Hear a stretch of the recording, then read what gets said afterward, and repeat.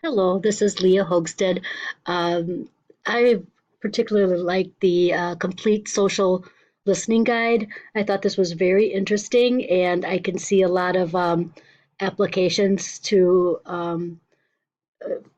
for a role at a job. It's very important for organizations to listen over the internet and other social media platforms to see what people are saying about your business, about experiences or service or products. What is social listening? They collect data on social platforms. Could be a brand, an industry, or anything. Then they gave an example. Love the cat. Let's see here. So the first step to this is you are collecting data. Um, then you find insight about the data you collected. Social media intelligence is just kind of putting it all together and then finding useful information or insights that your organization could actually act upon.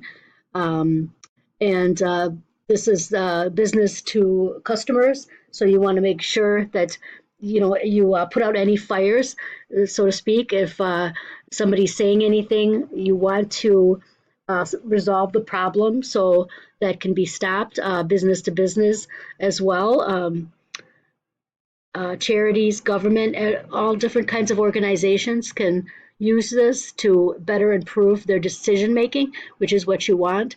Um, I thought this was interesting. Crisis management, customer service, brand health and reputation. Say if you do have a great brand like Tide, then all of a sudden children were eating the Tide pods. So that's like a problem. So they had to do something, otherwise they could hurt their reputation. Um,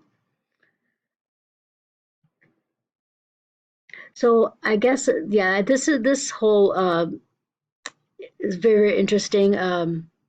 Trends, seasonal trends. You want to uh, definitely find out what's going on in your business, and with online monitoring, you can do that. So that's a role that would be a actual position that you could be working at in an organization to monitor. I would say all businesses should be doing this on some level. And the question that I have for you is: have any of you ever experienced an advertisement showing up after you've talked about it, either in email or online or even in person?